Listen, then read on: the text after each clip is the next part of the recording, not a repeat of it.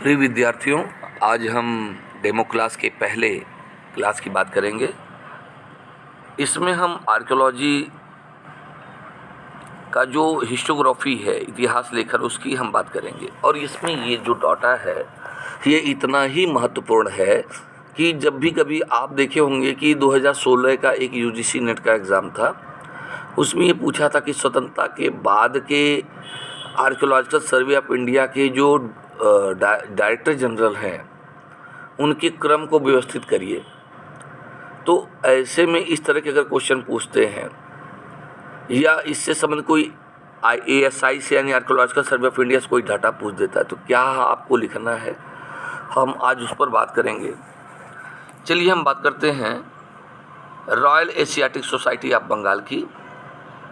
देखिए, जो सबसे पहले व्यवस्थित अध्ययन करने की शुरुआत हुई है तो सबसे पहले लिटरेरी सोर्सेज की शुरुआत हुई थी। वॉरेन हेस्टिंग के समय में Royal Asiatic Society of Bengal की स्थापना हुई लगभग 1784 में, और इसकी स्थापना किया था British Indologist sir William Jones ने। और इसकी स्थापना 15 जनवरी 1784 में कलकत्ता में किया गया था। इनके बहुत बड़े सहयोगी थे चार्ल्स विल्किंस। और इस दौरान बंगाल के गवर्नर जनरल थे वॉरेन हेस्टिंग्स। तो अगर हम ये कहें कि वॉरेन हेस्टिंग्स के काल में विलियम जोन्स ने 1784 में रॉयल सोसाइटी या एशियाटिक सोसाइटी का स्थापना किया था कलकत्ता में 1784 में, तो गलत नहीं होगा।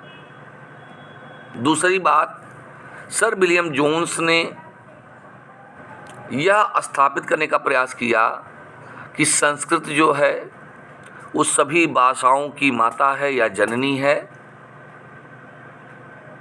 फादर या मदर ऑफ ऑल लैंग्वेज। उन्होंने एक भारूपीय भाषा सिद्धांत की बात की कि उनका मानना था कि फादर है या फिदर है या पितर है, ये सब शब्द समानार्थी हैं। उसके अलावा उन्होंने चंद्रगुप्त को की पहचान किया एंड्रोकोटस सैंड्रोकोटस के रूप में, यानी जो जस्टिन के लेखों में, स्ट्रैबो के लेखों में एंड्रोकोटस सैंड्रोकोटस था, उसकी पहचान उन्होंने किस रूप में किया? चंद्रगुप्त मौर्य के रूप में किया। उसी तरीके से उन्होंने कहा कि हेम के वंशज यूरोपियन और भारतीय थे और सेम के वंशज कौन थे? अरबी थे। तो ये कुछ महत्वपूर्ण उदाहरण थे जिन्होंने ये बताने का प्रयास किया कि जो भारतीय हैं वो यूरोपियन शाखा से ही निकले हुए हैं। और इसी बीच में एक और विद्वान थे चार्ल्स विल्किंस, जिन्होंने हितोपदेश का क्या किया था? अनुवाद किया था। आपको ये जानना होगा, श्रीमद् भागवत गीता का अनुवाद चार्ल्स विल्किंस ने किया था, जबकि अभिज्ञान शाकुंतलम का हिंदी अनुवाद किसने किया था? विलियम जोन्स ने किया था। तो चलिए, डायलॉग ऑफ इंडिया की रचना किसने किया था? विलियम जोन्स ने किया था। आगे वाली क्लास में जब मैं बुक्स के बारे में पढ़ाऊंगा तो वहाँ आपको दिखाते हुए चलूँगा। और जोन्स के प्रयासों से ही 1788 से एशियाटिक रिसर्चेज के नाम से पत्रिका का प्रकाशन शुरू हुआ। अब हम बात करते हैं आर्कियोलॉजिकल सर्वे ऑफ इंडिया, जिसका लोगो है एक तरह से सांची का स्तूप, जिसके मध्य में चतुर्मुखी सिंह, जिसकी 3 आकृतियाँ ही दिखाई पड़ती हैं। और इसका जो मोटो है वो है प्रत्न कीर्ति कृतिम पावृडु। तो प्रत्न कीर्ति कृतिम पावृडु। तो अब अगर आर्कियोलॉजिकल सर्वे ऑफ इंडिया की हम बात करें,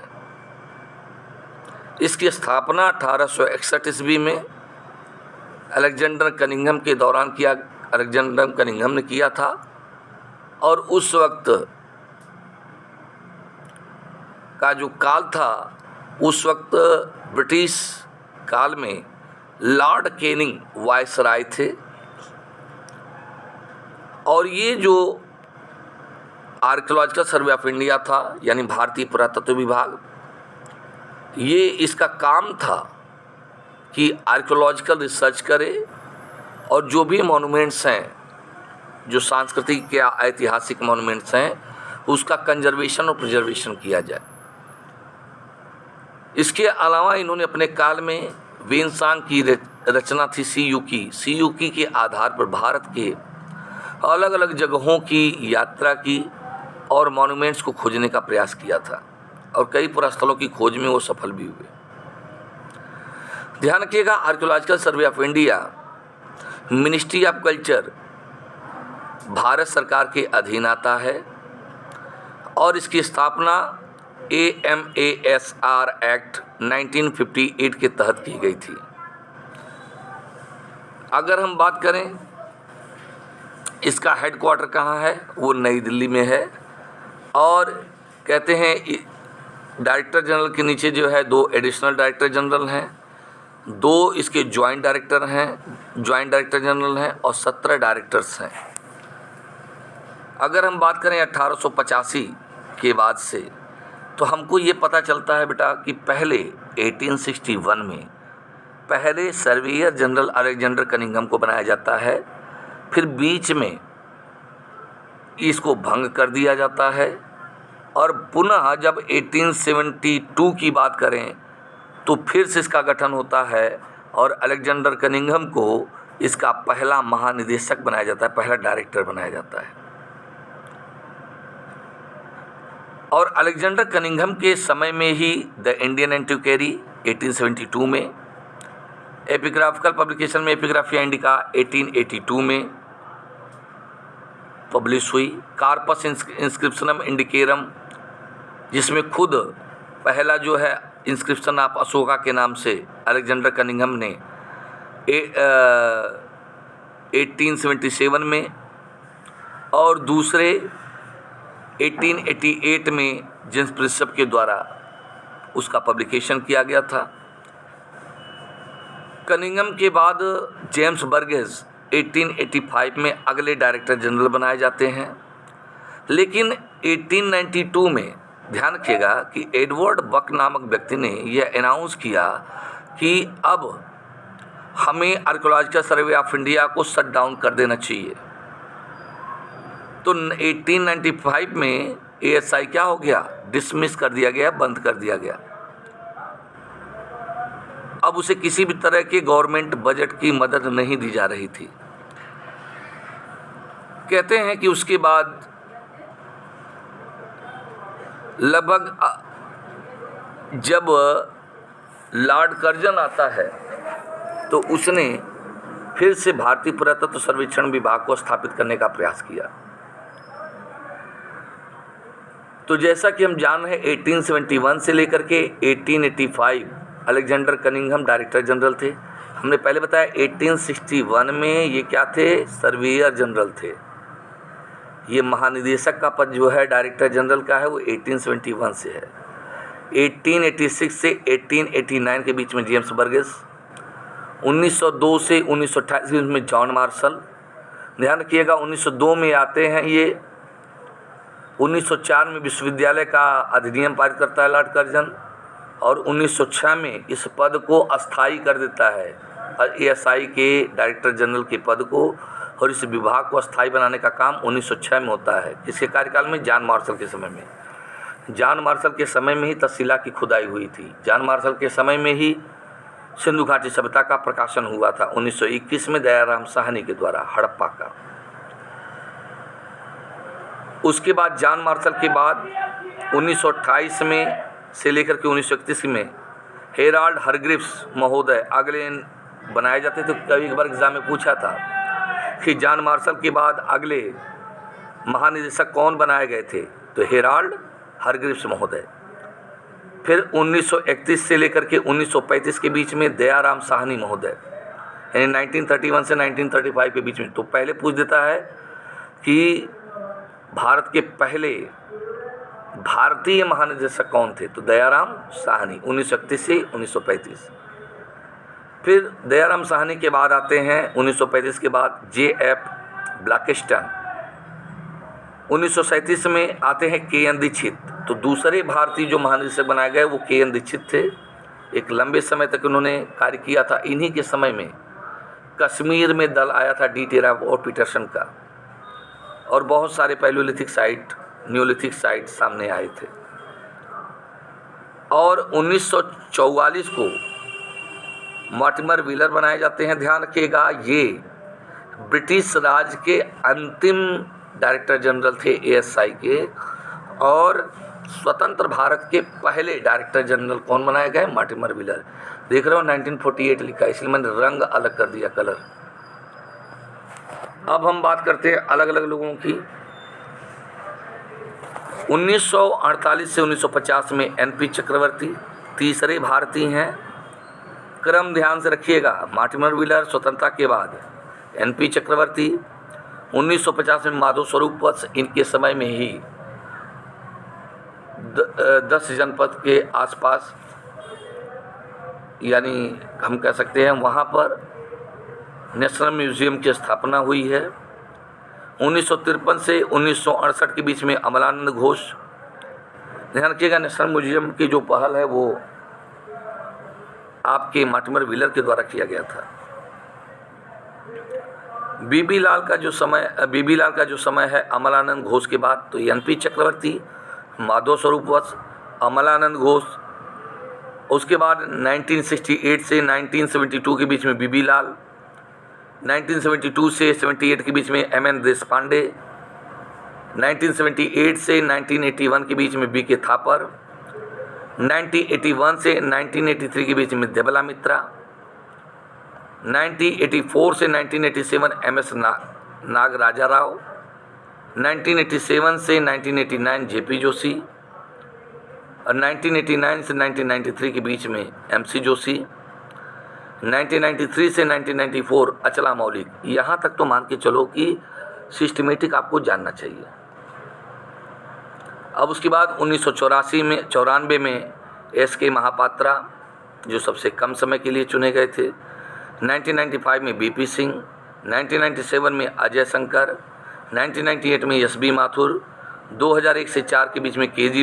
मेनन, 2004 से 2007 के बीच में सी. बाबू राजीव, 2009 से 2010 के बीच में के.एन. श्रीवास्तव, 2010 से 2013 गौतम सेन गुप्ता, 2013 से 14 के बीच में प्रवीण श्रीवास्तव, 2014 से 17 के बीच में राकेश तिवारी, 2017 से 2020 के बीच में उषा शर्मा, 2020 से 2023 के बीच में वी विद्यावती, और 2023 से प्रेजेंट में हैं वाई.एस. रावत। ठीक है, तो हमारे वर्तमान में आर्कियोलॉजिकल सर्वे ऑफ इंडिया के डायरेक्टर कौन है? युद्धवीर सिंह रावत हैं।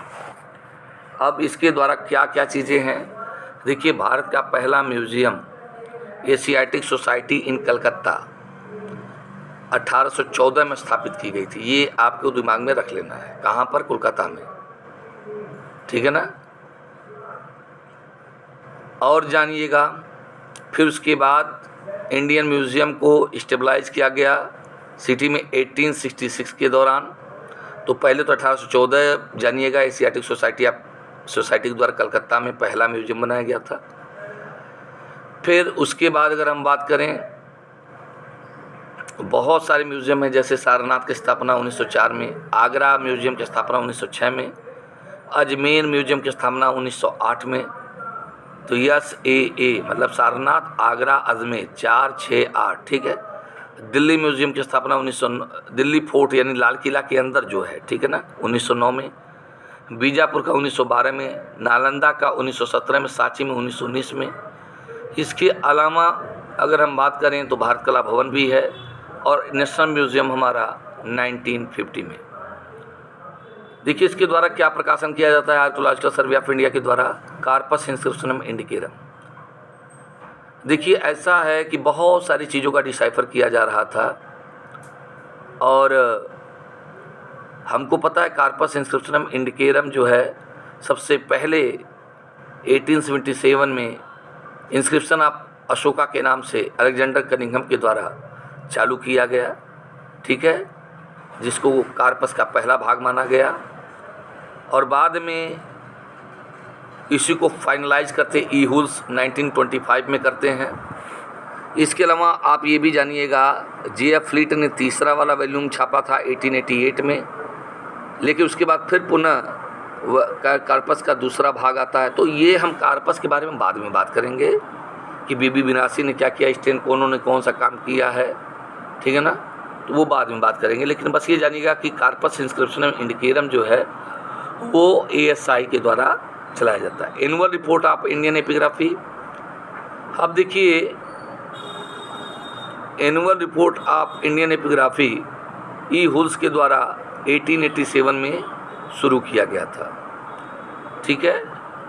एपिग्राफिया इंडिका की बात करें तो सबसे पहले इसको पब्लिश किया था J. बर्गेस ने 1888 में, ठीक है।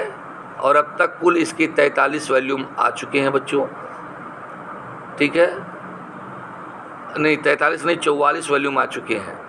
जो अंतिम वॉल्यूम था वो T.S. रविशंकरन सर के द्वारा जारी किया गया था, ठीक है।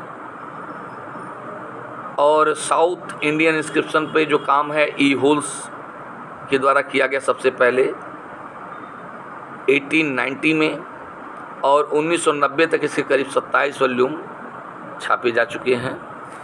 अब आगे हम बात करेंगे annual report of archaeological survey of India, ठीक है ना, ARASI के नाम से आता है। तो ये जो प्राइमरी बुलेटिन माना जाता है ASI का, जो पहला एनुअल रिपोर्ट छपा गया था, पब्लिश किया गया था जॉन मार्शल के समय में 1902-1903 में।